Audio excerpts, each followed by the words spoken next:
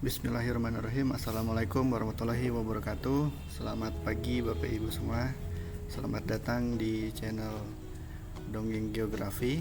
Pada kesempatan kali ini saya akan berbagi bagaimana caranya untuk mengisi nilai atau menginput nilai di aplikasi Eraport. Nah, yang pertama yang perlu dilakukan yaitu adalah mencari link IP address untuk Eraportnya. Nah, IP address ini bisa Bapak Ibu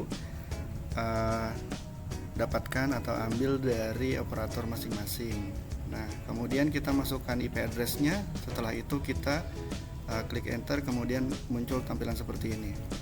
Nah, langkah selanjutnya yaitu login. Login itu nanti akan menggunakan username dan juga password. Username dan password dapat Bapak Ibu dapatkan di operator juga. Saya akan contohkan akan login menggunakan user teman saya. Pertama kita ketikkan atau bisa copy paste usernya, kemudian masukkan passwordnya. Jika Bapak Ibu nantinya lupa dengan password, boleh menggunakan menu lupa password atau reset password seperti itu nanti, atau bisa juga menghubungi operator masing-masing untuk meresetkan passwordnya. Nah, setelah memasukkan username dan password, kemudian Bapak Ibu masukkan atau klik masuk. Oke, jika tidak ingin lupa bisa juga disimpan. Nah, kemudian klik sekolah yang Bapak Ibu ajar atau tempat Bapak Ibu mengajar. Oke, nah ini adalah tampilan awal dari Eraport Kurikulum Merdeka. Nah, kita fokus untuk mengisi nilai raport. Yang pertama dilakukan adalah mengisi tujuan pembelajaran terlebih dahulu. Jadi ini hanya contoh saja ya Bapak Ibu ya. Nah, ini contoh misalkan miliknya Pak Dian, ini dia mengajar olahraga atau penjaskas. Nah, kemudian langkah selanjutnya yaitu pilih mapelnya. Pilih mapel yang Ibu ajar atau Bapak Ibu ajar, kemudian pilih mapelnya. Nah, kemudian karena di sini sudah ada tujuan pembelajarannya, maka Bapak Ibu bisa langsung aktifkan atau tidak aktifkan saja. Jika memang akan ditambahkan tujuan pembelajarannya, maka bisa ditambahkan seperti itu. Nah, di sini ada fase E dan fase F seperti itu. Nah, kemudian ini atau bisa juga ditambahkan langsung.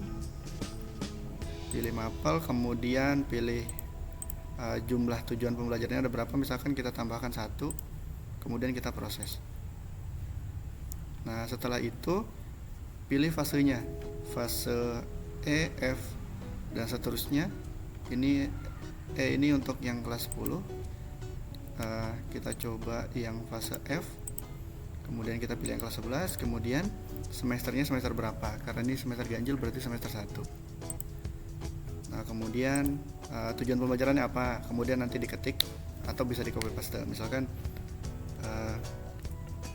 saya masukkan siswa mampu melakukan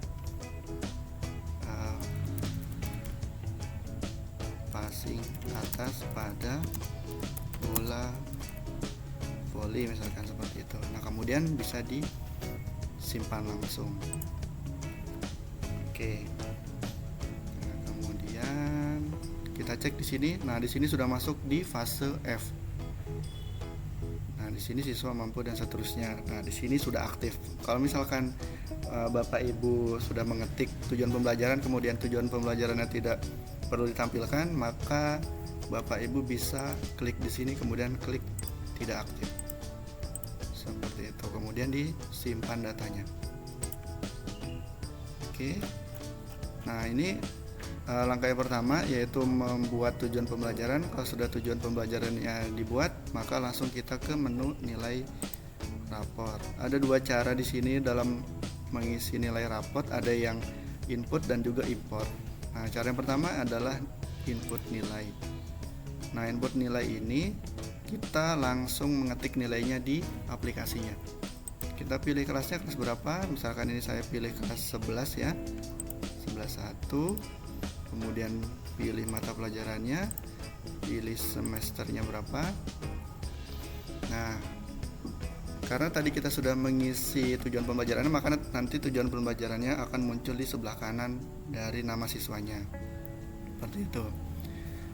Langkah yang pertama itu dalam input yaitu mengisi nilainya. Misalkan miliknya Adit ini nilainya 89. Setelah itu tujuan pembelajaran yang dia capai itu apa aja. Nah, kalau misalkan dia tercapai secara optimal berarti diklik. Dan ternyata kalau misalkan dia belum tercapai, maka ini diklik ulang, kemudian diklik yang perlu ditingkatkan, seperti itu. Ini adalah catatannya untuk siswanya. Begitu juga untuk siswa yang lain, seperti itu. Setelah itu maka disimpan nilainya. Nah, setelah disimpan, oke, setelah itu maka data tersebut sudah tersimpan di server Eraport. Nah, kemudian akan muncul di nilai wali kelasnya masing-masing, seperti itu. Nah, ini cara yang pertama yaitu input nilai rapot. Nah, kemudian yang kedua adalah import. Nah, kalau di import ini kita harus download dulu filenya. Contoh seperti ini, kita pilih kelasnya dulu, misalkan 11, kemudian pilih mapelnya, kemudian pilih semesternya, semester berapa. Nah, setelah itu download dulu filenya. Kita download dulu. Nah, sudah terdownload, kita buka.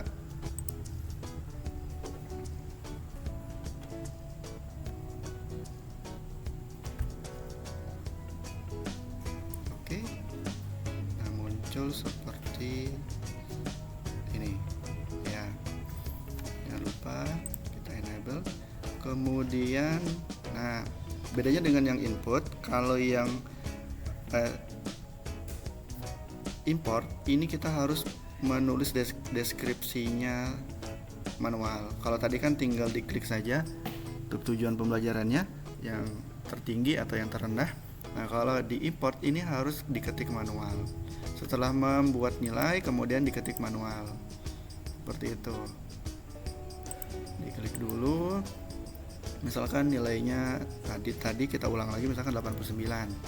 Nah, kemudian kita capaian tertingginya apa? Misalkan siswa mampu melakukan passing atas bola voli. Oke, dan seterusnya. Kemudian disimpan. Oke, setelah disimpan, kemudian ditulis nilainya, kemudian ditulis juga atau diketik juga deskripsinya dan seterusnya sampai ke siswa paling terakhir. Kemudian disimpan lagi dan close saja. Nah, kemudian kita kembali ke menu import dan pilih file yang kita edit tadi. Nah, tadi saya simpan di download. Nah, ini klik filenya, jangan sampai salah, kelas 10.1 tadi yang kita pilih. Kemudian kita open. Nah, setelah itu kita klik import. Oke, berarti di sini ada keterangannya data nilai rapot pendidikan jasmani dan kesehatan, olahraga dan kesehatan kelas 10.1 sukses. Nah, ini berarti sudah berhasil disimpan nilainya. Seperti itu. Itu juga berarti dia sudah masuk ke server nilainya. Nah, mungkin itu dua cara untuk mengisi nilai raport, yaitu dengan cara input dan juga import, seperti itu.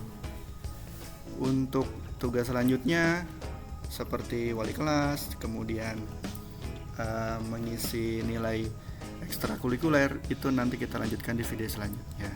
Oke, terima kasih Bapak Ibu yang sudah melihat video ini. Jangan lupa share, komen, like, dan subscribe. Terima kasih. Wassalamualaikum warahmatullahi wabarakatuh.